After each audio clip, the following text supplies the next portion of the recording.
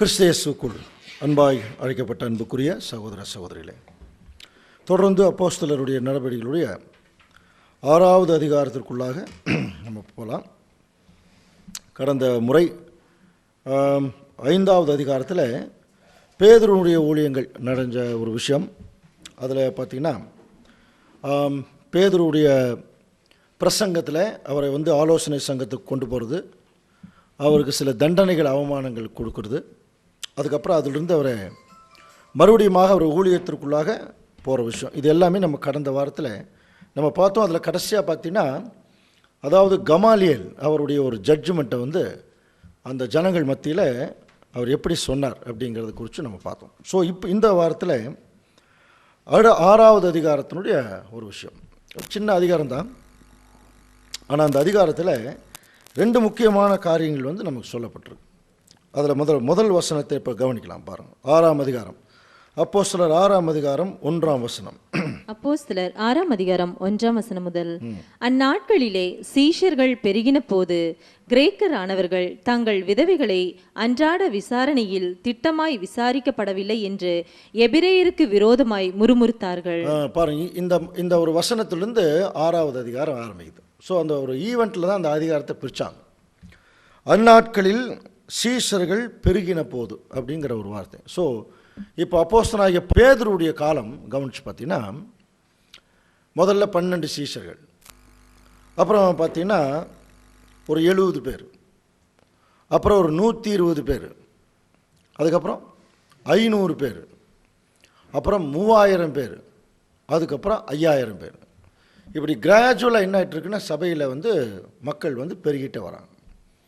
பெருகி கொண்டு வரும்போது ஆட்டோமேட்டிக்காக என்ன நடக்கும் தெரியுங்களா? சபையில் ஆட்கள் நிறைய சேர சேர எதுவும் வரும், பிரச்சனைகளும் வரும்.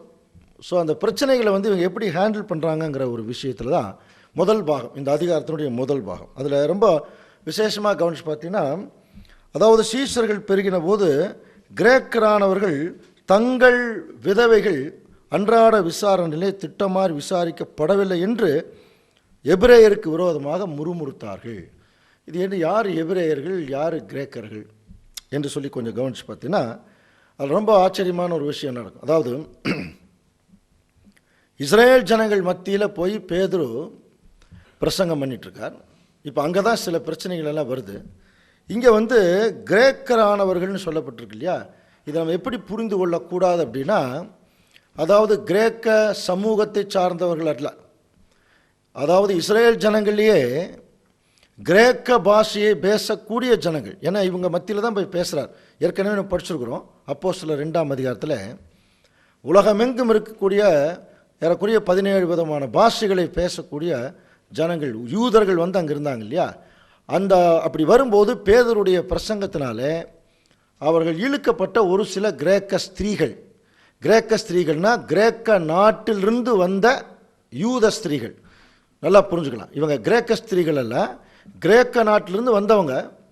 அவர்கள் விதவைகளாக இருக்காங்க. அதே சமயத்தில் யூதர்களுடைய விதவைகளும் இருக்கிறாங்க. இப்போ இவர்களுக்குள்ள என்ன ஒரு சின்ன பிரச்சனைனா, ஒரு சில இடங்களில் பந்தி பரிமாறும்போது அந்த எபிரேய ஸ்திரீகளுக்கு கொடுக்கக்கூடிய முக்கியத்துவத்தை யாருக்கு கொடுக்கறது இல்லையா? கிரேக்க ஸ்திரீகளுக்கு கொடுக்கறதில்ல. இதுதான் அங்கே பிரச்சனை. அதனால் அவர்களுக்கு ரொம்ப ஒரு மாதிரி வருத்தம். இந்த மாதிரி கிரேக்க ஸ்திரீகள் அன்றாட விசாரணையில் திட்டமாறு விசாரிக்கப்படவில்லை என்று எபிரேயர்னா இஸ்ரேல் ஜனங்கள், அவங்க எபிரேய பாஷையை பேசுகிறாங்க இல்லையா? அதனால் அவங்களுக்கு விரோதமாக முறுமுறுக்கிறாங்க.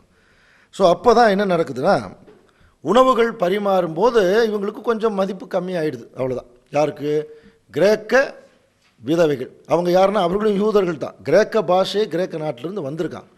அந்த காலத்தில் இவர்கள் எல்லாம் அசீரிய நாட்டுக்கும் ரோமுக்கும் எல்லாம் சில, அதாவது ஸ்கேட்டர்டாகி போனவங்க. பேதுருடைய பிரசங்கத்தினால வந்தபோது இவங்க செட்டில் ஆகிருக்க வேணுங்கிறத ஒரு அனுமானம். ஸோ இந்த டைமில் பார்த்திங்கன்னா இப்போ வசனம் 2 என்ன சொல்கிறார்? அப்பொழுது 12 சீஷர் கூட்டத்தை வரவழைத்து, பாருங்கள் இது எந்த விஷயம்னா, இந்த 2ஆம் வசனத்தில் தான் அது பந்தி பரிமாறதா இல்லையாங்கிறது தெரியும். முதல் வசனத்தில் அது கண்டுபிடிக்க முடியாது. 2ஆம் வசனத்தில் என்ன சொல்கிறார்? அந்த 12 சீஷர் கூட்டத்தை வரவழைத்து, நாங்கள் தேவ வசனத்தை போதியாமல் பந்தி விசாரணை செய்வது தகுதி அல்ல. இப்போ ஓரளவுக்கு கிளியராக பிடிக்கும். இப்போ நாங்கள் எதுக்கு வந்திருக்கோம்? வேத வசனத்தை போதிக்கிறதுக்கு தான். இப்போ நாங்கள் பரிமாறுறதுக்கெல்லாம் என்ன ஆகலை, நாங்கள் வரல. அப்போது இந்த மாதிரி சில கூட்டங்கள் நடக்கும்போது பரிமாறும்போது அந்த கிரேக்க விதவைகளுக்கு வந்து கவனிக்கிறது சரியில்லை அப்படிங்கிற ஒரு சூழ்நிலை வரும்போது இப்போ அப்போஸ்தலர்களை கூப்பிட்டு என்ன சொல்கிறாங்க, 12 பேர் கூப்பிட்டு, நீங்கள் வந்து நாங்கள் வந்தது எதுக்கு, தேவ வசனத்தை போதிக்கிறதுக்கு தான், பந்தி பரிமாறுறதுக்குல்ல. இப்போ உங்களுக்கு என்ன பிரச்சனை, அதுக்கும் பிரச்சனையா, சரி அதனால் என்ன பண்ணலாம் அப்படின்னு சொல்லிட்டு தான் பாருங்கள், நாங்கள் தேவ வசனத்தை போதியாமல் பந்தி விசாரணை செய்வது தகுதியல்ல, ஆதலால் சகோதரரே பரிசுத்த ஆவியும், இதை கொஞ்சம் கவனிக்கணும், பரிசுத்த ஆவியும் ஞானமும் நிறைந்து நற்சாட்சி பெற்றிருக்கிற 7 பேரை உங்களுக்குள்ள என்ன பண்ணீங்க, நீங்கள் தெரிஞ்சுக்கங்க, ஒரு 7 பேரை தெரிஞ்சுங்க. அவர்களை இந்த வேலைக்காக என்ன செய்யுங்க, ஏற்படுத்துங்க. எந்த வேலைக்கு, இவங்களுக்கு கரெக்டாக கவனிக்கிறதுக்கு, பந்தி பரிமாறுற விஷயத்தில் எந்த குறையும் இல்லாமல் கரெக்டாக கவனிக்கிறதுக்கு. அப்போ பந்தி பரிமாறுறதுக்கும் பரிசுத்த ஆவிக்கு என்ன சம்பந்தம்? ஆனால் இங்கே அப்படி தான் சொல்லியிருப்பார். அந்த வேலைக்கு போகிறவங்க கூட எப்படி இருக்கணுமா, பரிசுத்தாவியும் ஞானமும் நிறைந்து நற்சாட்சி பெற்றிருக்கிற 7 பேரை தெரிந்து கொள்ளுங்கள், அவர்களை இந்த வேலைக்காக ஏற்படுத்துவோம் அப்படின்னு சொல்லிட்டு, நாங்களோ 4ஆம் வசனத்தில், நாங்களோ ஜெபம் பண்ணுவதிலும் தேவ வசனத்தை போதிக்கிற ஊழியத்திலும் இடைவிடாமல் தரித்திருப்போம். ஒரு முடிவுக்கு வராங்க. இப்போ இதில் இவங்களுடைய தேவன் இவங்களுக்கு என்ன ஒரு ஊழியம் கொடுத்தாரோ அதில் இவங்க எப்படி இருக்காங்க, ரொம்ப ஸ்ட்ராங்காக இருக்காங்க. நாங்கள் வந்தது எதுக்கு, தேவனுடைய வசனத்தை சொல்கிறதுக்கு, அதனால் பந்தி பரிமாறுறது எங்கள் வேலை இல்லை. ஆனால் இப்போ உங்களுக்கு அந்த ஒரு பிரச்சனை இருக்குது, அதையும் நம்ம கவனிச்சு தான் ஆகணும். அதனால் ஒரு 7 பேரை என்ன செய்யலாம், ஒரு நியமிக்கலாம். யார் நியமிக்கிறது, இப்போ யார் நியமித்தது, அங்கே என்ன சொல்கிற பாருங்க, 7 பேரை உங்களில் தெரிந்து கொள்ளுங்கள் அப்படின்னு என்ன அர்த்தம், நீங்களே செலக்ட் பண்ணுங்கிறார். ஸோ இப்போ இதில் வந்து இந்த ஒரு சப்ஜெக்டில் நமக்கு என்ன தேவன் வந்து சொல்ல வர்றார் இவங்களுடைய நடவடிக்கைகள் அப்படின்னு பார்த்தீங்கன்னா, அப்போஸ்தலர் வந்து ஜனங்களிடத்தில் ஒரு கருத்து வைக்கிறாங்க. ரெண்டாவது, இந்த மாதிரி வேலையெல்லாம் செய்கிறதுக்கு எங்கள் நிறைய வேலை இருக்குது அப்படின்னு என்ன அர்த்தம், எல்லா வேலையும் நாங்கள் இழுத்து போட்டு, புரியுதுங்களா, நிறைய வேலை இழுத்துட்டு ஒன்றும் ஒழுங்காக செய்யாமல் இருக்கக்கூடாது, அந்த மாதிரி அர்த்தம் இல்லை. எங்களுக்கென்று சில வேலைகள் இருக்குது. இது 2வது கருத்து. 3வது, சபையினுடைய ஒரு உரிமையில் இவங்க என்ன செய்யறதில்ல, தலையீடில் பாருங்க. சபை மக்களிடத்துலேயே அதை ஒப்படைக்கிறாங்க, நீங்கள் என்ன பண்ணுங்க, உங்களுக்குள்ளே நீங்கள் செலக்ட் பண்ணுங்க. ஆனால் அதுக்கு ஒரு கண்டிஷன் போடுறாரு, இப்படி இருக்கிறவங்களை நீங்கள் செலக்ட் பண்ணிங்க. யார், முதல் பரிசுத்தாவியும் ஞானமும் நிறைஞ்சவங்களாக இருக்கணும். 2வது, சபையில் அவர்கள் நற்சாட்சி அங்கே பெற்றிருக்கணும். இப்படி இருக்கிறவங்களை நீங்கள் என்ன பண்ணீங்க, செலக்ட் பண்ணி இந்த வேலைக்காக நீங்கள் உங்களுக்கு வந்து செலக்ட் பண்ணிங்கன்னு சொல்லிட்டார். உடனே 5ஆம் வசனத்தில், இந்த யோசனை சபையார் எல்லாருக்கும் எப்படி இருந்ததா, பிரியமாக இருந்தது. கரெக்டாக இவங்க சொல்லிட்டாங்க, பிரியமாக இருந்தது. அப்பொழுது விசுவாசமும் பரிசுத்தாவையும் நிறைந்தவனாகிய ஸ்தேவானையும், இதில் என்ன, ஸ்தேவானை பற்றி நம்ம என்ன கேள்விப்பட்டிருக்கோம், அவர் வந்து கிறிஸ்துவுக்கு அப்புறம் இந்த இடைப்பட்ட காலத்தில் இரத்த சாட்சியாக மரித்த ஒரு சீசன். இவர் இப்போ அப்போஸ்தலர் இல்லை, இரத்த சாட்சியாக மரித்த சீசன் எதுக்காக இப்போ செலக்ட் ஆகிறார், பந்தி பரிமாறதுக்கு செலக்ட் ஆகிறார் பாருங்க. ஸோ ஸ்தேவானையும், இப்போ 7 பேர், அந்த 7 பேரையும் கொடுக்குறார். பிலிப்பு, பிரகோரையும், நிக்கானோரையும், தீமோனையும், பர்மேனாவையும், யூதமாக்க தமைந்தவனான அந்தியோகியா பட்டணத்தானாகிய நிக்கோலாவையும் தெரிந்து கொண்டு அவர்களை அப்போஸ்தலருக்கு முன்பாக நிறுத்தினார்கள். இவர்கள் ஜெபம் பண்ணி அவர்கள் மேல் என்ன செஞ்சாங்களா, கை வைத்தார்கள். பாருங்கள், அப்படின்னா என்ன அர்த்தம், அவர்களை வந்து கை வைக்கிறாங்கன்னா என்ன அர்த்தம், நம்ம ஏற்கனவே பல சந்தர்ப்பங்களை படிச்சிருக்கிறோம்.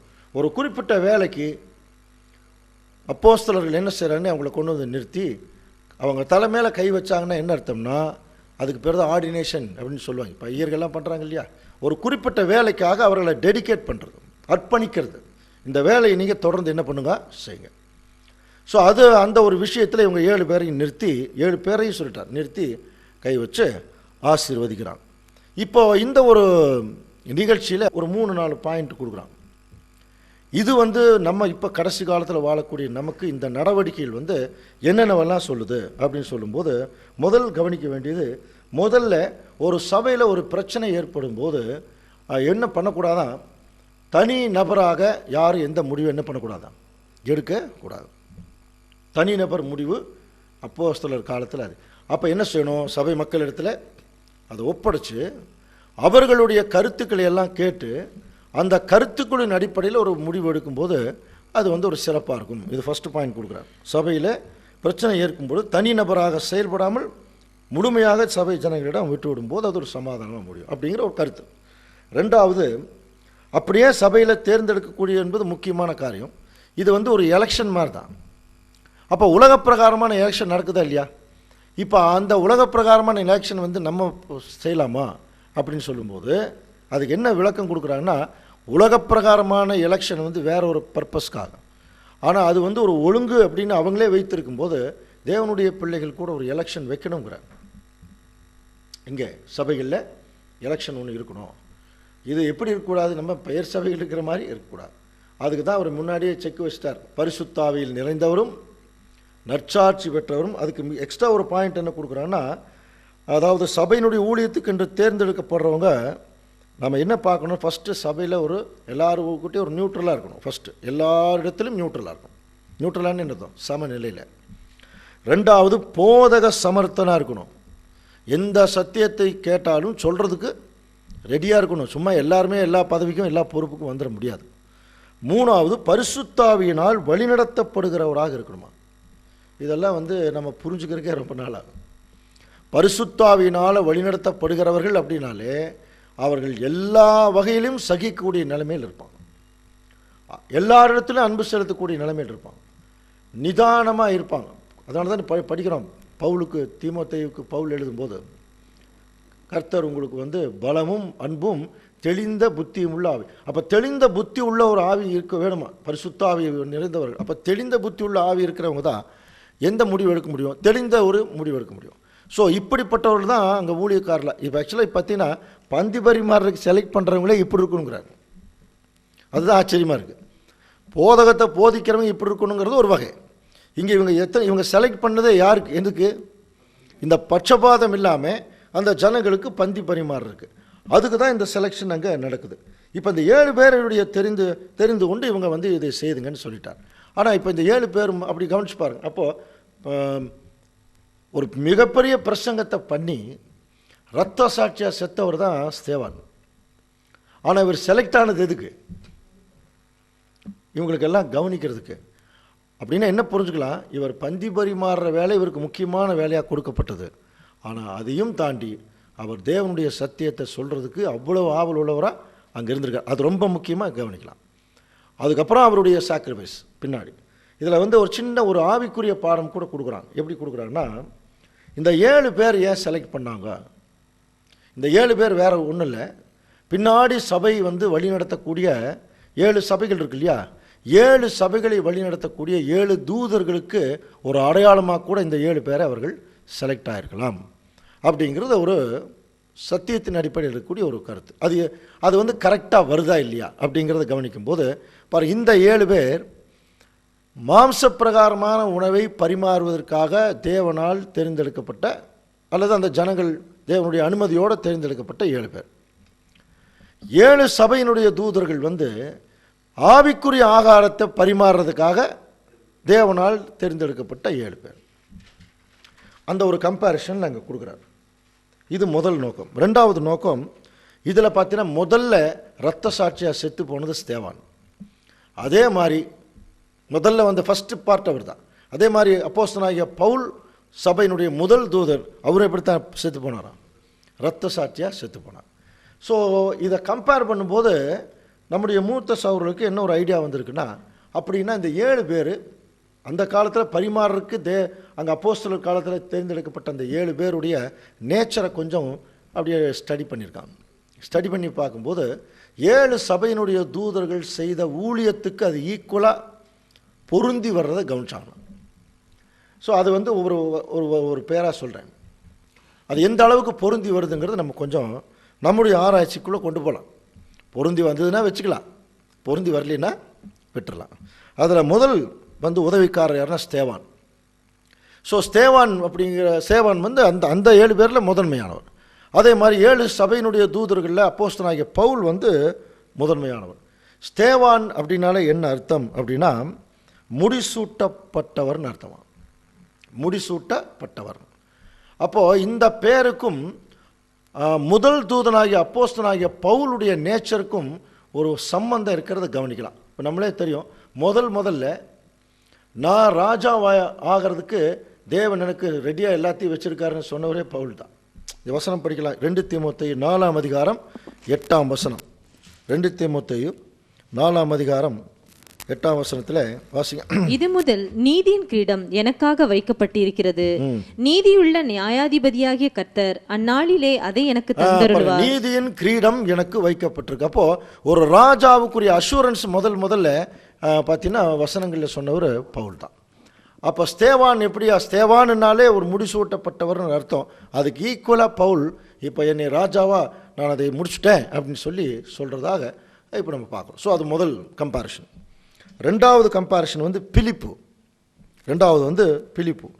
இந்த பிலிப்புனால என்ன அர்த்தம்னா குதிரைகளை விரும்புகிறவன் அப்படின்னு அர்த்தமா. பாருங்கள், அந்த காலத்துலலாம் எப்படி பேர் வச்சுருக்கான், குதிரைகளை விரும்புகிறவன். இப்போ நமக்கே தெரியும், பைபிளை பொறுத்த வரைக்கும் கழுதைகள், குதிரைகள், ஒட்டகங்கள் இதெல்லாம் எதை குறிக்கும்?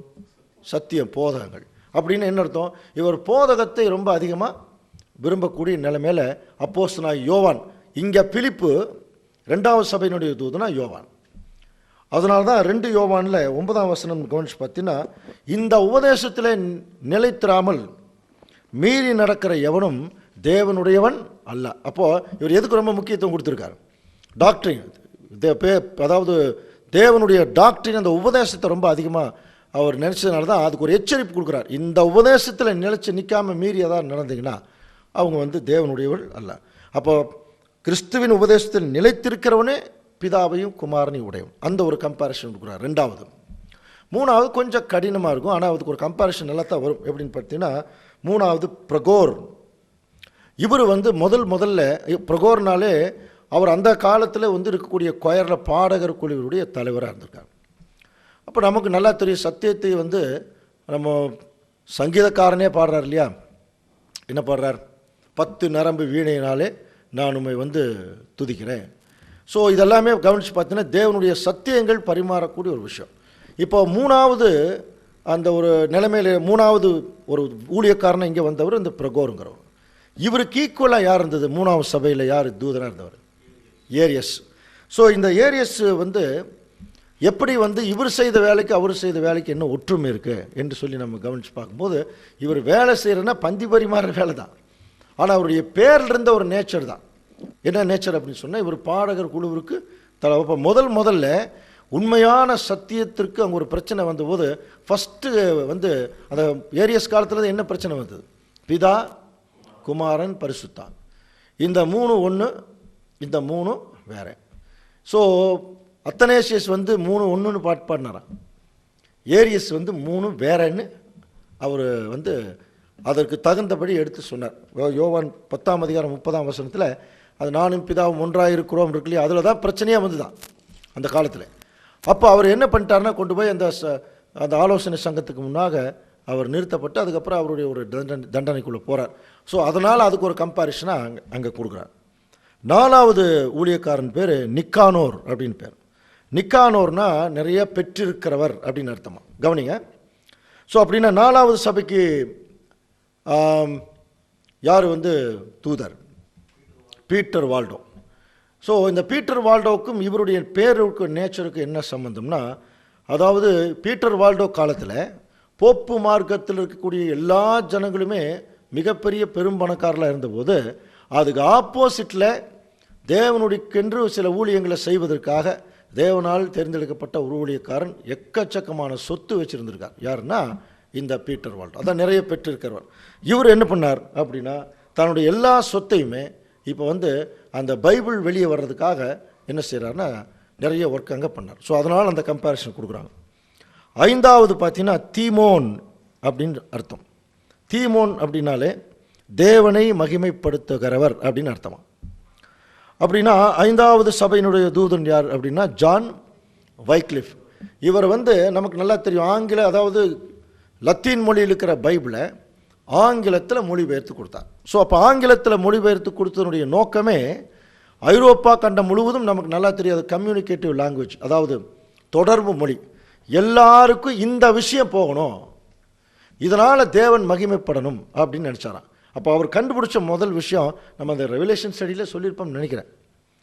ரேன்சம், கிறிஸ்துவுடைய ஈடுபலி இருக்கு இல்லையா, அதை ஃபஸ்ட்டு அவர் வந்து பின்னாடி ரசல் பிரதர் வந்து ரொம்ப பெருசாக கண்டுபிடிக்கிறதுக்கு முன்னாடியே இவர் என்ன பண்ணியிருக்கார், அந்த ஈடுபலியினுடைய ஒரு சின்ன விளக்கம் கண்டுபிடிச்சாராம். அதனால் அதை பேஸ் பண்ணி தான் இதை நிமித்தம் தேவனுடைய நாமம் மகிமைப்படணும்னு சொல்லி தான் லத்தீன் மொழியில் இருக்கிற அந்த பைபிளை ஆங்கிலத்தில் டிரான்ஸ்லேட் பண்ணார். ஸோ அந்த ஒரு கம்பேரிஷன். ஆறாவது பர்மேனான்னு சொல்லக்கூடிய ஒரு ஊழியக்கார். அந்த பர்மேனான என்ன அர்த்தம்னா உறுதியுடன் நிலைத்து நிற்கிறவர் அப்படின்னு அர்த்தமா. 6ஆம் சபை தூதன் நமக்கு தெரியும், மார்ட்டின் லூதர். ஸோ அவர் வந்து கண்டுபிடிச்ச விஷயத்தில் அவர் என்ன பண்ணிட்டார், உறுதியாக நின்றுட்டார். அது மட்டும் இல்லை, ஆன்டி கிரைஸ்ட் யாருங்கிறதும் கிளியராக சொல்லிட்டார். வெளியே வந்து ப்ரொட்டஸ்டன்ட் மூமெண்ட் ஆரம்பித்து தெளிவாக அந்த இவர்கள் சொல்லக்கூடியதெல்லாம் தவறுங்கிறதுல மிக உறுதியாக இருந்து அந்த காரியத்தை செய்ததுனால அந்த 6ஆம் தூதனுக்கு ஒப்பிட்டு சொல்லலாம். 6வது ஊழியக்காரன். அடுத்தது 7ஆம் ஊழியக்காரன் நிக்கோலா. நம்ம ஏற்கனவே படித்தோம்ல, நிக்கோலாய் மதஸ்தர் இருக்கிறாங்கன்னு சொல்லி. அப்போது அந்த நிக்கோலாய் மதஸ்தருங்கிற அந்த நிக்கோலா தான் இவர் பேர். நிக்கோலாய்னு என்ன அர்த்தம்னு படிச்சிருக்கோம், ஞாபகம் இருக்கா? அந்த ரெவலேஷன் ஸ்டடியில் நீங்கள் சொல்லியிருப்பேன். நிக்கோலானா டு கான்கர், வசியப்படுத்த, ஜெயிக்கிறவங்கன்னு அர்த்தம். லாவோஸ்னா பீப்புள், நிக்கோலாவோஸ் அதைத்தான் நிக்கோலாய் மதஸ்தர்னு சொல்கிறது. அதாவது ஜெயித்தவர்கள், இன்னொருத்தருடைய மைண்டை ஜெயிக்கிறவங்கன்னு அர்த்தம். ஸோ 7ஆம் சபையினுடைய தூதர் இப்போ என்ன பண்ணிட்டார்னா, தேவனுடைய கடைசி கால திருச்சபையினுடைய பிள்ளைகளுடைய மைண்டில் தேவனுடைய திட்டத்தை என்ன பண்ணிட்டார், புகுத்தி அவர் ஒரு ஜெயித்தவராக இந்த பூமியில் இந்த ஊழியத்தை அவர் நிறைவேற்றி முடித்தார். ஸோ இந்த 7 ஊழியக்காரர்கள் அங்கே சாதாரண பந்தி பரிமாறின ஒரு நிலைமையிலிருந்து இப்போ இந்த 7 ஊழியக்காரர்களும் தேவனுடைய சத்தியத்தை பந்தி பரிமாறதுக்கு அவர்களால் முடிஞ்ச வேலையை என்ன பண்ணிட்டாங்க, அங்கே வந்து செய்துட்டு இருந்தாங்கங்கிறது ஒரு கம்பேரிஷன். இதில் இன்னொன்று, இதில் அப்போஸ்தலர் நடவடிக்கையிலேயே ஸ்தேவான், பிலிப்பு, இந்த 7 ஊழியக்காரில் ஸ்தேவானுடைய ஊழியமும் பிலிப்புடைய ஊழியம் 2 பேர்த்துடைய ஊழியம் மட்டும்தான் ரெக்கார்ட் ஆகிருக்கு. மற்ற யாருடைய ஊழியம் ரெக்கார்ட் ஆகலை. அதே மாதிரி இங்கே நம்ம தூதர்கள் லிஸ்ட்லேயும் பார்த்தீங்கன்னா பவுலுடைய ஊழியமும் யோவானுடைய ஊழியம் மட்டும்தான் என்ன இருக்குது, இப்போ அந்த புக்கில் ரெக்கார்ட் ஆகிருக்கு. மற்றவருடைய ஊழியம் ரெக்கார்ட் ஆகலை. இந்த ஒரு கம்பேரிஷன் கூட அங்கே சொல்கிறாங்க. ஸோ இது வந்து ஒரு முக்கியமான ஒரு கருத்தாக சொல்லப்படும். அடுத்தது கவனிச்சு பார்த்தீங்கன்னா 7ஆம் வசனம் வாசிக்கலாம். அதுலேயே தெய்வ வசனம் விருத்தி அடைந்தது, சீஷருடைய தொகை எருசலேமில் மிகவும் பெருகிற்று, ஆசாரியர்களில் அநேகர் விசுவாசத்துக்கு கீழ்ப்படிந்தார்கள். இதில் கொஞ்சம் கவனிச்சு பார்த்தீங்கன்னா இப்படி வந்து இவங்க ஊழியத்தை ஸ்டார்ட் பண்ணி இவங்க வந்து பந்தி பரிமாறது மட்டுமல்ல, சேவான் போன்றவர்களெல்லாம் இப்போ வேலை செய்ய ஆரம்பிச்சிட்டாங்க. இவர்கள் செய்த ஊழியத்தின் நிமித்தம் அவங்க ஒரு பெரிய மாற்றம் என்ன வந்துச்சுன்னா, பொது ஜனங்கள் வந்து பாருங்கள், சீசருடைய தொகை எருசலேமிலே பெருகிற்று, ஆசாரியர்களில் அநேகரும் விசுவாசித்து கீழ்ப்படிந்தார்கள். அப்படின்னு இப்போ யார் உள்ளே வர்றாங்க, இப்போ அந்த தேவாலயத்தில் ஆசாரியர் இவங்கெல்லாம் வந்து பழைய பஞ்சாங்கத்திலையும் நியாயப்பிரமாணத்தினுடைய தவறான வழிநடத்தல், அதாவது இவங்க தவறாக புரிஞ்சுக்கிட்டாங்க. அப்படி இருந்தவங்க இப்போ இவர்களுடைய பிரசங்கத்தை கேட்டு ஆசாரியர்களை என்ன பண்ணுறாங்க, இப்போ மனம் திரும்பி இப்போ சத்தியத்தை கேட்டு அங்கே உள்ளே வராங்க. ஸோ இது வந்து ஒரு பெரிய விசேஷமாக அந்த நேரத்தில் சொல்லப்பட்டிருக்கு. ஏன்னா சாதாரண ஜனங்கள் வெளியே வர்றதே பெரிய விஷயம். ஆனால் இவங்க வந்து சபையை வழிநடத்தக்கூடிய ஆசாரியர்கள் வந்து இதை கேட்டு அதை புரிஞ்சுட்டு இப்போ வந்து அவர் விசுவாசித்து, அவங்க அந்த வசனம் எப்படி இருக்குன்னா, விசுவாசித்து கீழ்ப்படிந்தார்கள். முதல்ல விசுவாசிக்கிறாங்க. இப்போ நாம் கூட விசுவாசிக்கிறோம், ஆனால் நிறைய விஷயத்தில் என்ன பண்ணுறதில்ல, கீழ்ப்படுறதில்லை. ஆனால் இங்கே என்ன நடந்திருக்குன்னு, விசுவாசித்து கீழ்ப்படிந்தார்கள். விசுவாசிக்கிறாங்க, அதுக்கப்புறம் அவங்க கீழ்ப்படுகிறாங்க. இப்போ 8ஆம் வசனத்தின் அடுத்த ஒரு விஷயம் ஆரம்பிக்குது. என்னன்னு பார்த்தீங்கன்னா, ஸ்தேவான் விசுவாசத்தினாலும் வல்லமையினாலும் நிறைந்தவனாய் ஜனங்களுக்குள்ளே பெரிய அற்புதங்களையும் அடையாளங்களையும் செய்தான். இந்த வசனம் நம்ம என்ன ரொம்ப அதிகமாக நம்ம சிந்திக்க வைக்குது அப்படின்னா, முதல் முறையாக அப்போஸ்தலர்களை தவிர அப்போஸ்தலர்கள் அல்லாத ஒரு சீசன் இப்போ ஆரம்பிக்கிறார். என்ன ஆரம்பிக்கிறார்? இப்போ அடையாள அற்புதங்கள். இது வரைக்கும் கவனிச்சு பார்த்தீங்கன்னா பேதுரு தான்.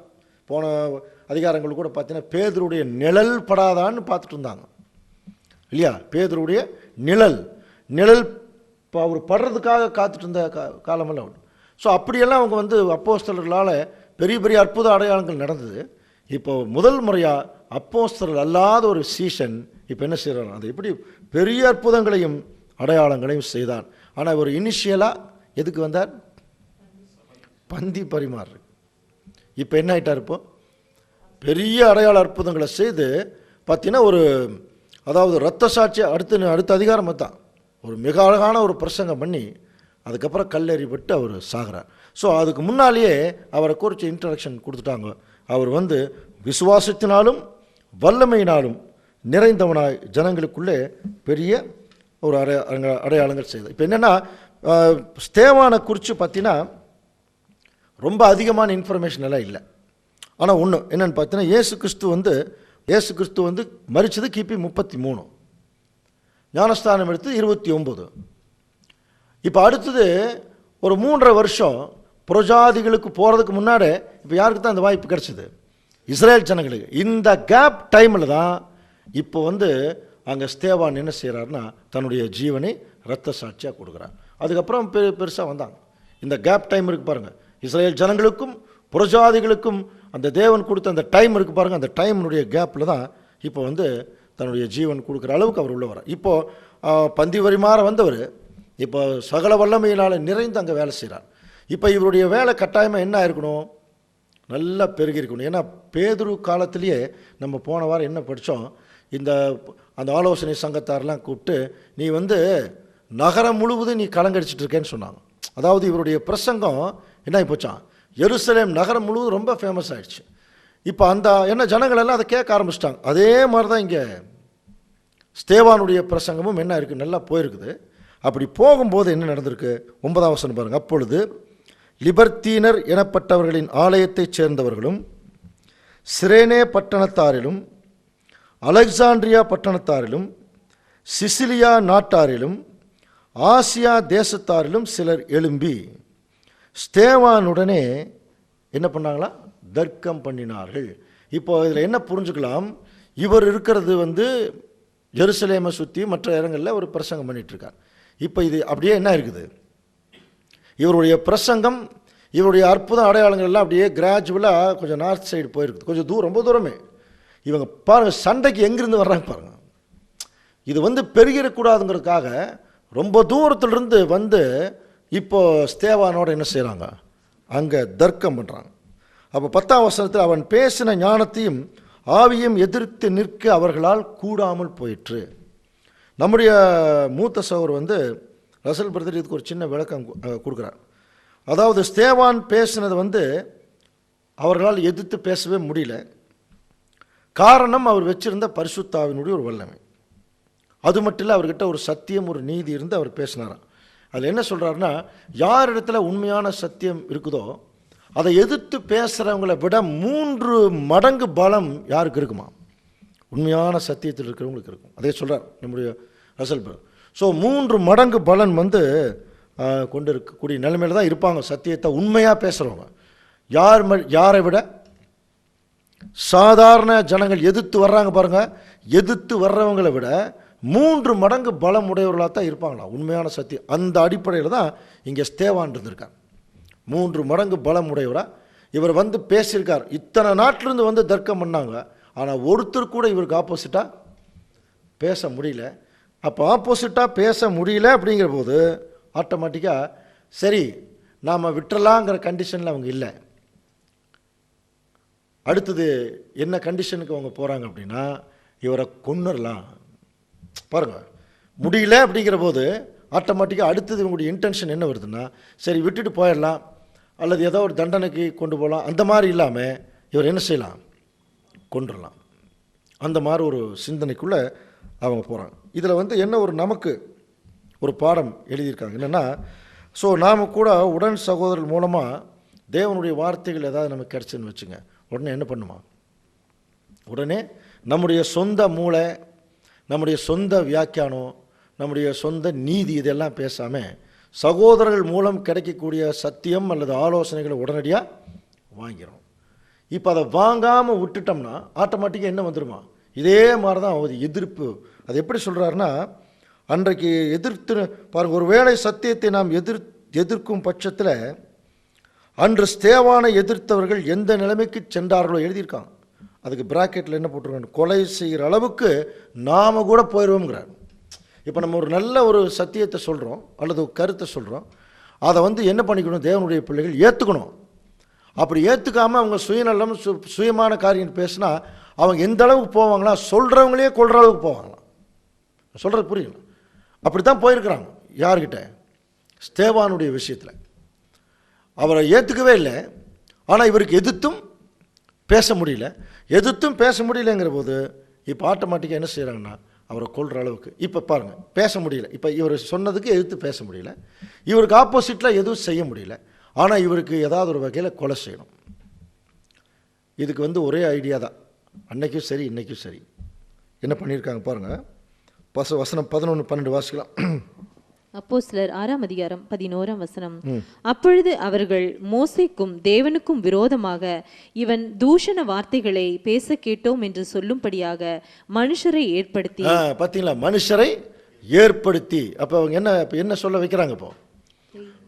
மோசேக்கும் தேவனுக்கும் விரோதமாக. ஏன்னா அங்கே மோசே தான் இவங்களுக்கு நியாயப்பிரமாணத்தை கொடுத்தவர், அதுக்கு மேலே தேவன் கொண்டு வர்றாங்க. அவருக்கு விரோதமாகவே இவங்க இவன் தூஷணமாயின் வார்த்தைகளை பேச கேட்டோம் என்று சொல்லும்படியாக. அப்படின்னா நல்லா புரிஞ்சுக்கலாம். இப்போ அவர் எதை குறித்து தான் பேசியிருக்கணும் அவங்கக்கிட்ட? இப்போ இஸ்ரேல் ஜன நியாயப்பிரமாணத்தில் இருந்தால தேவனை குறித்தும் தேவன் கொடுத்த ஊழியக்காரனாகிய மோசே நியாயப்பிரமாணம் இதை குறிச்செல்லாம் இவர் என்ன பண்ணியிருக்கணும், பேசியிருக்கணும். இவர் என்ன பேசினாரோ அதுலேயே இவர் என்ன செய்கிறாருங்க, குற்றம் கண்டுபிடிக்கிறான். ஆக்சுவலாக குற்றம் கண்டுபிடிக்க முடியல. என்ன பண்ணுறாங்க பாருங்கள், ஜனங்களையும் மூப்பரையும் வேதவாரங்களையும் எழுப்பி விட்டு அவன் மேல் பாய்ந்து அவனை பிடித்து ஆலோசனை சங்கத்திற்கு முன்பாக இழுத்து கொண்டு போய் பொய் சாட்சிகளை நிறுத்தினார்கள். அப்படின்னா இப்போ இவங்க என்ன பண்ணியிருக்காங்க, இந்த ஜனங்கள் இவர் கரெக்டாக தான் சொல்லியிருக்கார், தேவனை குறித்து மோசையை குறித்து பிரமாணத்தை குறித்து கரெக்டாக சொல்லியிருக்கார். இவர் சொன்னதையே தப்பு அப்படின்னு சொல்கிறதுக்கு யார் யாரெல்லாம் ரெடி பண்ணுறாங்க வர ஜனங்கள், மூப்பர், வேதபாரகர், இத்தனை பேர். அப்போ ஒரு மனுஷனுக்கு எதிராக இத்தனை பேர் தூண்டி விட்டு, அப்புறம் இவர் என்ன வேறு வழி இல்லை, பொய் சாட்சி சொன்னால் தான் அங்கே ஏதாவது தண்டனை கிடைக்கும். அதனால் பொய் சாட்சி சொல்கிறதுக்கு சர்வ சாதாரணமாக நிறுத்துகிறாங்க. ஸோ அப்படின்னா என்ன புரிஞ்சுக்கலாம், இதெல்லாமே எப்படி கம்பேர் பண்ணிட்டு வரணும் தெரியுங்களா? அன்னைக்கு ஸ்தேவான், இன்னைக்கு நாமளும் பந்தி பரிமாறக்கு தான் முதல் வர்றோம் இல்லையா? அதே சமயத்தில் நமக்கும் தேவன் சில வேலைகளை கொடுக்குறாங்க. அப்போது இதை உண்மையாக உறுதியாக தேவனுடைய ஆவியை பெற்று செஞ்சுட்டு இருந்தோம்னா நமக்கு விரோதமாகவும் பொய் சாட்சிகள் என்ன ஆகும், உருவாக்கப்படும். பொய்யா சொல்லுவாங்க. அதனால தான் நம்ம சொல்கிறோம் இல்லையா, ஒரு விஷயம் ஒருத்தர் காதுக்கு போய் 10 பேர்த்துக்கிட்ட இருந்து அப்படி ஏறும்போது என்ன ஆகிடும், அது வேறு மாதிரி ஒரு விஷயமா போயிடும். அந்த மாதிரி நமக்கு விரோதமாகவும் வருங்கிறார். அன்னைக்கு ஸ்தேவானுக்கு விரோதமாக கொண்டு அது யாரை நிறுத்துறாருன்னா பாருங்கள், மூப்பர்கள், வேதபார், இவங்கெல்லாம் யார் சைடில் இருக்கிறவங்க, தேவன் சைடில் இருந்துட்டு தேவனுடைய கற்பனைகளை கை கொள்ள வேண்டிய ஜனங்க. ஸோ இப்போ யாருக்கு விரோதமாக போயிட்டுருக்குறாங்க இப்போ? அப்போ தேவனுடைய கற்பனைகளை கை கொள்ள வேண்டிய ஜனங்களே உண்மையான தேவனுடைய ஊழியக்காரர்களுக்கு விரோதமாக பொய் சாட்சி சொல்லக்கூடிய ஒரு நிலைமைக்கு அங்கே கொண்டு வரோம். அப்படின்னா இது யார் தான் செஞ்சுருக்க வேணும்? போன வாரமே சொன்னேன். இப்போ பேதுரு ஒரு முறை அவரை திட்டி அனுப்புகிறாங்க, மிரட்டி அனுப்புகிறாங்க. நீ வெளியே இப்போ இயேசு கிறிஸ்துவை குறித்து பேசக்கூடாது. அதுக்கப்புறம் ஜெயிலில் போட்டுடுறாங்க. அப்போ ஜெயிலில் யார் தான் போட்டிருக்க வேணும்? இவர் உண்மையான ஊழியத்தை செய்யக்கூடாதுங்கிறதுக்கு இவரை டம்ப் பண்ணி அரெஸ்ட் பண்ணி போடுறவர் யாருன்னா, போட்டவங்க யாருன்னா சாத்தான் தான் இந்த வேலையை செய்கிறான். அது புரியுது இல்லையா? அப்போ சாத்தான் எப்போ தன்னுடைய இன்ஃப்ளூயன்ஸ் கொடுக்குறானோ அப்போவே தேவன் தன்னுடைய இன்ஃப்ளூயன்ஸ் கொண்டு வந்துடுவாங்க. பாருங்கள், உடனடியாக அந்த கதை தேவதூதன் மூலமாக ஓப்பன் பண்ணி வெளியே போயிட்டு இவங்க என்ன சொல்கிறாங்க, நீங்கள் நேற்று அடைச்சி வச்சவங்க அங்கே பாருங்கள், அங்கே நின்று என்ன பண்ணிட்டுருக்காங்க, பேசிகிட்டு இருக்கிறாங்க. அப்போ தேவனுடைய இன்ஃப்ளூயன்ஸ் வருமா இல்லையா? அப்போ சாத்தானுடைய இன்ஃப்ளூயன்ஸ் எந்த அளவுக்கு இருக்குமோ அந்த அளவுக்கு தேவனுடைய இன்ஃப்ளூயன்ஸ் இருக்கும். அப்போ இங்கேயும் பார்த்தீங்கன்னா பொய் சாட்சிகளை நிறுத்துறாங்கன்னா அப்போ இவங்க யார் தான் நிறுத்தியிருக்கணும்? சாத்தான் என்ன செய்கிறான், இவர்களை தூண்டி விட்டு இந்த ஜனங்கள் மூலம் ஸ்தேவான கல்லெறி இருக்கு. ஆனால் அங்கே நல்லா கவனிச்சு பார்த்தீங்கன்னா ஸ்தேவான் கல்லெறிந்து கொல்லப்படுகிறார், அதில் எந்த மாற்றம் இல்லை. இவங்க என்ன நினச்சிட்டுக்கிறாங்கன்னா ஸ்தேவானுடைய சாப்டர் முடிஞ்சுதுன்னு. தேவன் அது என்னவா மாத்திரா இருப்போம். ஸ்தேவான் கல்லெடுத்து அடித்து கொன்னா மட்டும்தான் இப்போ ஸ்தேவான் எங்கே போவார்? கிறிஸ்துவோட போவார். இப்போ இவங்களுடைய தவறான பிளானை தேவன் சரியான பிளானை என்ன பண்ணுறார்? கொண்டு வர. இதை தான் இப்போ நம்ம அப்படியே தான் இப்போ நம்ம சத்தியத்தில் நடக்கும்போது இப்போ நமக்கு விரோதமாக நிறைய வந்துச்சுனாலே நாம் நல்லா புரிஞ்சுக்கலாம், இது சாத்தானுடைய ஒரு கிரியைன்னு தெரிஞ்சுட்டா நம்ம கண்டுக்க வேண்டியதில்லை. தேவன் அதை வேறு பிளான் என்ன பண்ணிடுவார், அதை கொண்டு போயிடுவாருங்கிறதுக்கு இந்த ஒரு ஸ்தேவானுடைய வாழ்க்கை ஒரு உதாரணம்ங்கிறார். ஆனால் அங்கே என்ன நடக்க போகுது? ஸ்தேவானை விட போகிறதில்ல, அங்கே என்ன தான் பண்ண போகிறாங்க? அவங்க கொல்லத்தான் போகிறாங்க. அப்போ கொன்னா தான் அவர் மேலே போக முடியும். நம்ம ஏற்கனவே எபிரேயர் 2ஆம் அதிகாரத்தில் படிக்கிற முடியும். ரட்சிப்பின் அதிபதியவே உபத்திரவங்களில் தான் பூர்ணப்படுத்தினாரா தேவன். அப்போ த கேப்டன் ஆஃப் சால்வேஷன், அவர் கேப்டன். இப்போ அவர் கீழே வேலை செய்கிற சோல்ஜர்ஸ் இப்போ நம்ம கூட இதில் தான் போய் ஆகணும், இந்த உபத்திரவத்தில் தான். அப்போ நமக்கு விரோதமாக பொய் சாட்சி சொல்லித்தான் தீரணும். யார் சொல்லணும்? கற்பனையில் நடக்கிறவங்களே சொல்லணும். ஸோ அது இப்போ ஸ்தேவான் அதை பற்றி எதாவது கண்டுக்கிட்டாரான்னு தான் பிரச்சனை. பாருங்கள் இப்போ என்ன நடக்குது? 14ஆம் வசனம், பொய் சாட்சிகளை நிறுத்தினார்கள் இவர்கள். இந்த மனுஷன் இந்த பரிசுத்த ஸ்தலத்துக்கும் வேத பிரமாணத்துக்கும் விரோதமாய் தூஷண வார்த்தைகளையும் ஓயாமல் பேசுகிறான். எப்படி என்றால், நசரேயனாகிய அந்த இயேசு இந்த ஸ்தலத்தை அழித்து போட்டு மோசே நமக்கு கொடுத்த முறைமைகளை மாற்றுவான் என்று இவன் சொல்ல கேட்டோம். இது ஆக்சுவலாக இயேசு கிறிஸ்து சொன்ன வார்த்தை. அதையத்தான் இப்போ என்ன சொல்கிறார்? நான் இது இழுத்து போடுங்க, நான் 3 நாள் என்ன செய்வேன்? கட்டுவேன்னு சொன்னார் இல்லையா? பின்னாடியும் வசனம் படிக்கிறேன், அவர் சபையாகிய சரீரத்தை குறித்து பேசினார்னு படிச்சிருக்கிறோம். இதே அவருக்கு அப்போது இந்த விஷயத்தை ஸ்தேவான்னு சொல்லியிருக்கணும். அவர் சொன்னது சபையாகிய சரீரம். இவங்க எப்படி அதை தவறாக எடுத்துக்கிறாங்க? இல்லை இந்த ஆலயத்தையே இடிச்சு போடுவாங்க. அப்போ எதை மறைச்சிட்டாங்க? இப்போ பின்னாடி சொன்ன சபையாகிய சரீரங்கிறத மறைச்சிருவாங்க. மறைச்சிட்டு முன்னாடி சொன்ன இந்த ஆலயத்தை இடித்து போடு, அதையை மட்டும் எடுத்துட்டான். அப்போ எது குற்றம் கண்டுபிடிக்கிறதுக்கு ஏதுவாக இருக்குதோ அதையை பிடிச்சிட்டாங்க. ஸோ இப்போ பிடிச்சிட்டாங்க. அந்த வசனம் பாருங்கள் எப்படி இருக்குன்னா, ஸ்தேவான் மேல் பாய்ந்து, முந்தின வசனம் படித்து பாருங்கள், அப்படி தான் இருக்கு பாருங்கள். அந்த வார்த்தைகளை பேச கேட்டோம் என்று சொல்லி அதுக்கு முந்தின வசனம் கவனித்து பார்த்தீங்கன்னா, ஸ்தேவானை அவனை பிடித்து அவன் மேல் பாய்ந்து, பாருங்கள் பாய்ந்து அப்படிங்கிற வார்த்தையை நம்ம கொஞ்சம் யோசனை பண்ணி பாருங்கள். அப்போ எந்த அளவுக்கு ரொம்ப ஆக்ரோஷமாக இருந்திருப்பான். அடித்து இழுத்துட்டு போய் நடுவில் நிறுத்திட்டாங்க. அங்கே நிறுத்தி இவன் இப்படியெல்லாம் சொல்லிகிட்டு இருக்கிறான். சரி, இவனுக்கு என்ன பண்ணலாம்?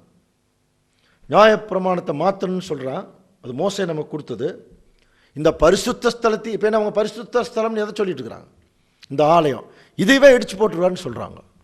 இவனை சும்மா விடலாமா? நம்ம தேவனுடைய ஆலயம், தேவன் கொடுத்த நியாயப்பிரமாணம், இது ரெண்டையுமே எடுத்துருவாருன்னு சொல்கிறான்னா இவன் கட்டாயமா தேவனுடைய ஊழியக்காரன் அல்ல. இவன் பயங்கரமான ஒரு பிசாசு பிடிச்சவன். அதனாலே இவனை உயிரோட விடக்கூடாது. சரி, இதே மாதிரி அடித்து புரியுதுனா, எல்லாரும் அடித்து பாஞ்சு ஒரு நடுத்தெருவில் கொண்டு போய் நம்மளை நிறுத்தினா நம்முடைய முகம் எப்படி இருக்கும்? சுற்றிலும் எல்லாருமே அடிக்கிறதுக்கு ரெடியாக இருக்கிறாங்க, தட்டி கிட்டியெல்லாம் வச்சுட்டுக்கிறான்னு வச்சுங்க, முறைக்கிறாங்க, அவனை கொன்றணும். அந்த மாதிரி இருக்கும்போது நம்முடைய முகம் எப்படி இருக்கும்? சாதாரணமாக பயம், துக்கம், கொஞ்சம் உள்ளுக்குள்ளே முன்கோபம் இருந்துச்சுன்னா அந்த கோபம், அடித்தவன் யாரும் 10 பேர் அடிக்கிறான்னு நம்ம முகத்தையெல்லாம் பார்த்து வச்சுருவோம் இல்லையா? ஸோ அந்த கோபம் எல்லாமே அந்த முகத்தில் இருக்கும், பரிசுத்தாவி இல்லாமல் இருந்தால். ஆனால் ஸ்தேவான் பரிசுத்தாவினால் நிறைஞ்சவராக இருந்ததுனால பாருங்கள், 15ஆம் வசனம், ஆலோசனை சங்கத்தில் உட்கார்ந்திருக்கிற அனைவரும் அவன் மேல் கண்ணோக்கமாயிருந்து அவனையே பார்த்துட்டுருக்குறாங்க.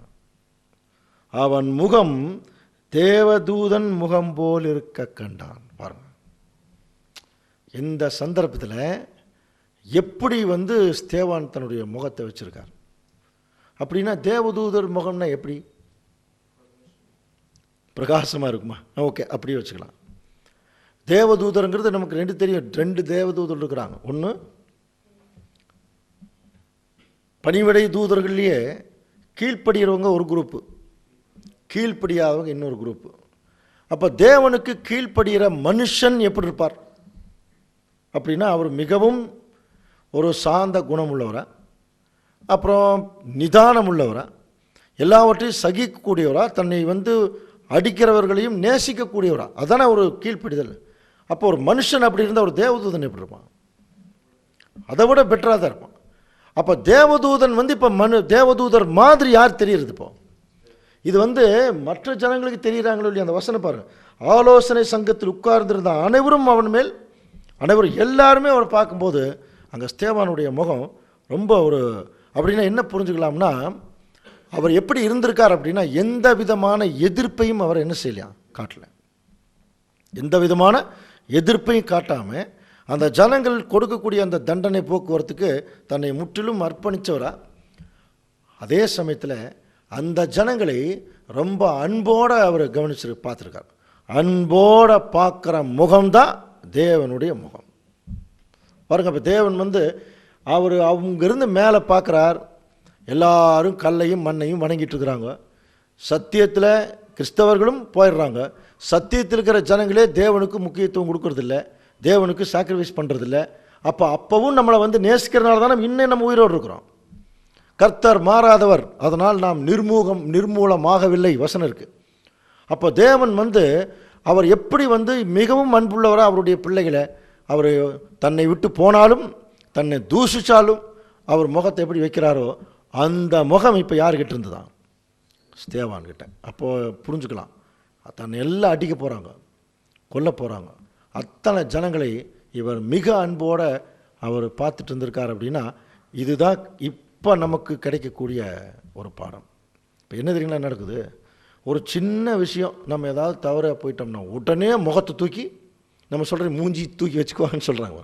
சின்ன விஷயந்தான் வச்சுக்கிட்டு ஒரு வெறுப்பு, பயங்கரமான ஒரு ஆக்ரோஷம், கோபம், என்ன ஒரு நிலைமை பாருங்கள். நம்ம அப்படி செய்யலாமா?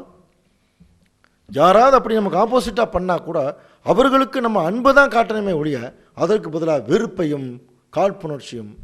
இன்றைக்கி பாருங்கள், இது ரொம்ப பெரிய அளவில் பெருகி இருக்குது சபை மக்கள் மத்தியில். எவ்வளோ அன்போடு நம்ம இருக்க வேண்டிய, அப்போ முகத்தை எல்லாருக்கிட்டையும் என்ன முகம் காட்டணும்? என்ன முகம் காட்டணுமா?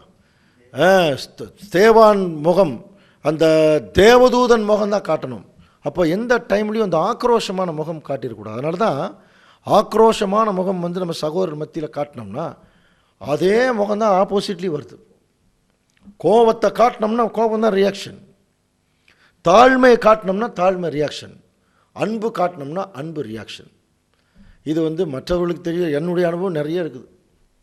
கோபத்தை காட்டினா கோபம் தான் வருது, அதே சமயத்தில் தாழ்ந்து போயிட்டா தாழ்மை வருது, அன்பு காமிச்சிட்டு அன்பு வருது. ஆனாலும் சில நேரத்தில் நம்முடைய பக்குவமின்மைன்னு ஒன்று இருக்கு பாருங்க, அது சில நேரத்தில் எங்கே எதை காட்டணுன்னே நம்முடைய சுயநலம், அதாவது ஒரு அன்பை காட்ட வேண்டிய இடத்துல கோபத்தை காட்டிடுறோம், கோபத்தை காட்ட வேண்டிய இடத்துல என்ன பண்ணிடுறோம், அன்பை காட்டுறதில்லை. ஆனால் கோபத்தை காட்ட வேண்டிய அவசியமே இல்லை. ஆனாலும் இப்போ என்ன, தேவனுடைய பிள்ளைகள் இந்த வசனத்தை கொஞ்சம் நல்லா நோட் பண்ண சொல்கிறாங்க. சுற்றிலும் தன்னை அடிக்கிறதுக்கு ரெடியாக, கொலை செய்யறதுக்கு ரெடியாக இருக்கிறவர்கள் மத்தியில் அவருடைய முகம் எப்படி இருந்ததுதான்? தேவதூதருடைய முகத்தை போல அங்கே இருந்தது. பாருங்கள், தேவதூதன் முகம் போல் இருக்க கண்டார்கள். இப்போ இதுக்கு கமெண்ட் இப்போ நம்ம படிச்சுட்டு இருக்கிறோம் இல்லைங்களா, இதெல்லாம் ரசல் பிரதர் தன்னுடைய ரீப்ரிண்ட்ஸில் எழுதின கமெண்ட்ரியினுடைய ஒரு கன்சால்டேஷன் தான் இப்போ அப்போஸ்தலர் நடவடிக்கைகளாக பார்த்துட்டு இருக்கிறோம். நிறைய ரெஃபரன்ஸ் அதில் கொடுக்குறார். அதில் என்ன சொல்கிறாருன்னா, உலக ஜனங்களுடைய முகத்தை பாருங்க, எல்லாரும் பலவிதமான கவலை, கஷ்டம் அதில் நிறைஞ்சு இருக்காங்க. அப்போது இப்போ நம்ம ரோட்டில் போகும்போதே கவனிச்சிங்கன்னா ஒவ்வொருத்தரும் ஒவ்வொரு முகத்தை காட்டிட்டு போவாங்க. பார்த்துருக்கீங்களா? ஒருத்தர் பயங்கர சீரியஸாக, இப்போ சாயங்காலம் கூட பார்த்தீங்கன்னா ஒருத்தர் நடு ரோட்டில் நிற்கிறார், ரெண்டு பக்கம் இது ஹையர் ஃபோன் போட்டு கண்டபடி சத்தம் போட்டிருக்காரு. யார்கிட்ட சத்தம் போடுறாருன்னு தெரியல. எல்லாம் ஆட்டோக்காரர் எல்லாம் ஹார்ன் அடிக்கிறாங்க, அது தெரியாமே முகத்தை கடுமையாக வச்சுருக்காரு. அப்புறம் இன்னொருத்தர் போனால் அவர் வேறு சிரிச்சுட்டு 2-4 பேர் சிரிச்சுட்டு அந்த முகம், இந்த பக்கம் போனால் ஒரு சீரியஸாக பையை தூக்கிட்டு ஒருத்தர் நடந்து போகிறார். அப்போ அவர்கள் எதில் பாதிக்கப்படுறாங்களோ அந்த முகத்தை அவங்க என்ன பண்ணுறாங்க, அவங்க வச்சுருக்காங்க. சரி, இப்போ தேவனுடைய பிள்ளைகள் கூடும்போது, சத்தியத்தை கேட்கும்போது இப்போ எந்த முகத்தை வைக்கிறது? நம்ம வெளியில் இருந்து வரோம், இதில் ஏதோ ஒன்றுல பாதிச்சிட்டோம், அதே முகத்தை கொண்டு வரலாமா? இல்லையா? இதுதான் கம்பேரிஷனுங்கிறார். தேவனுடைய பிள்ளைகள் எப்பொழுதுமே தேவதூதன் முகம்தான் வைத்திருக்கணும். எந்த சந்தர்ப்பத்திலையும் அந்த முகம் இருக்கணும். அப்படி இருந்தால் தான் இது பாரு, இவர் இந்த சந்தர்ப்பத்தில் அந்த முகத்தை காட்டுறாரு. ஒரு வேளை இந்த சீன் கவனிச்சு பாரு, சுற்றி இருக்கிறவங்க எல்லாம் ஸ்தேவானை அப்படியே தூக்கி கொண்டாடி பாராட்டி அவரை நடுவில் நிற்க வச்சு நம்ம ஊருக்கு பண்ண மாதிரி பொன்னாடையெல்லாம் போத்தி மாலை மரியாதை பண்ணி இப்படியெல்லாம் சுற்றி நின்று அவரை ரொம்ப, நீ எவ்வளோ பெரிய ஊழியக்காரன், எவ்வளோ பெரிய மனுஷன், தேவனால் தேர்ந்தெடுக்கப்பட்ட மனுஷன் அப்படின்னு எல்லாம் பாராட்டும் போது அப்போ தேவதூதன் முகத்தை சாதாரணமாக காட்ட முடியும். ஏன்? சுற்றி இருக்கிற எல்லாமே நமக்கு என்னவா இருக்கு? சாதகமான ஒரு. அப்போ நம்ம ஆட்டோமேட்டிக்காக யோசனை பண்ணி பாருங்க, கோபம் அப்படிங்கிறது வருமா? அந்த ரியாக்ஷனே வராது, அந்த முகமே வராது. அது நார்மல் தானே. எல்லாரும் அன்பாக இருக்கும்போது கோபங்கிற ரியாக்ஷன் எப்படி வராதோ, ஒரு புதிய சிருஷ்டியும் இதே மாதிரி ஆப்போசிட்டில் எல்லாரும் தங்களை அவமானப்படுத்தும் போது எந்த ரியாக்ஷன் வராதா? இந்த கோபங்கிற ரியாக்ஷன் வராது. அதுக்கு பதிலாக என்னதான் வருமா? எல்லாரும் அன்பாக இருந்தால் எப்படி ஒரு முகம் காட்டுவோமோ அந்த முகத்தை இப்போ ஆப்போசிட் ரியாக்ஷனில் இப்போ காட்டணும். யார் அதை செய்கிறார்களோ அவர்கள் பரிசுத்தாவினாலே நிரப்பப்பட்ட ஊழியக்காரர்கள். அதுதான் இந்த 5ஆம் அதிகாரம் நமக்கு சொல்கிற ஒரு மிகப்பெரிய ஒரு பாடம். ஸோ அன்புக்குரிய சகோதர சகோதரர்களே, இது வரைக்கும் நம்ம நிறுத்தலாம்.